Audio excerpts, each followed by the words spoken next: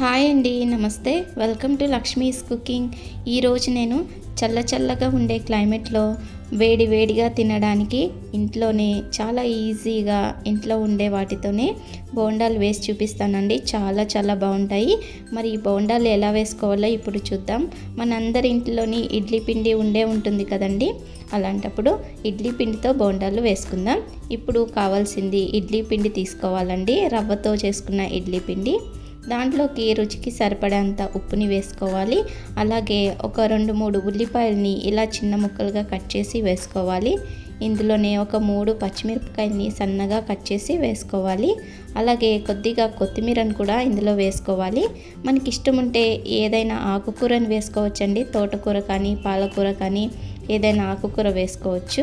అలాగే ఒక చిటికెడు వంట సోడాని వేసుకొని మొత్తం అంతా మిక్స్ అయ్యే విధంగా ఇలా చేత్తో ప్రెస్ చేస్తూ బాగా కలుపుకోవాలి.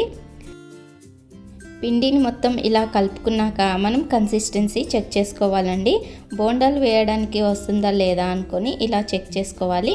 ఒకవేళ పిండి కనుక లూజ్ అయినట్టయితే ఇందులో కొద్దిగా శనగపిండిని వేసుకోవచ్చు. శనగపిండి లేకపోతే మైదా పిండినైనా వేసుకోవచ్చు. వేసుకొని ఇలా చెక్ చేసుకోవాలండి. ఇప్పుడు ఈ బోండాలు వేసుకోవడానికి కడాయిలో ఆయిల్ వేసుకొని వేడి చేసుకోవాలి. ఆయిల్ బాగా వేడయ్యాక ఇట్లా ఒక్కొక్కటిగా బోండాలు వేసేసుకోవాలి. మీడియం ఫ్లేమ్లో పెట్టుకొని మొత్తం అంతా కూడా బాగా వేగి మంచి గోల్డెన్ కలర్ వచ్చేంత వరకు ఇలా కలుపుకుంటూ ఫ్రై చేసుకుంటే లోపల వరకు కూడా బాగా వేగి పచ్చిదనం లేకుండా ఉంటుందండి.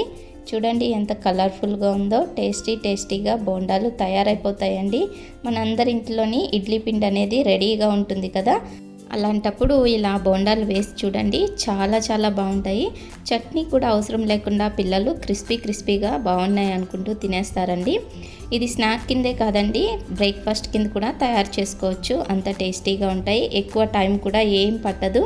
చూడండి, ఇక్కడ నేను పల్లీ చట్నీతో సర్వ్ చేసుకుంటున్నాను. చూసారు కదా ఎంత కలర్ఫుల్గా ఎంత క్రిస్పీగా వచ్చాయో. చూడడానికైతే చాలా బాగుంది. అలాగే తినడానికి కూడా చాలా టేస్టీగా క్రిస్పీగా వచ్చాయండి. మరి నేను చేసిన ఈ ఇడ్లీ పిండి బోండాలు రెసిపీ మీ అందరికీ కనుక నచ్చితే తప్పకుండా లైక్ చేయండి, షేర్ చేయండి, కామెంట్ చేసి నా ఛానల్ని సబ్స్క్రైబ్ చేసుకుని పక్కనే ఉన్న బెల్ బటన్ తప్పకుండా క్లిక్ చేయండి.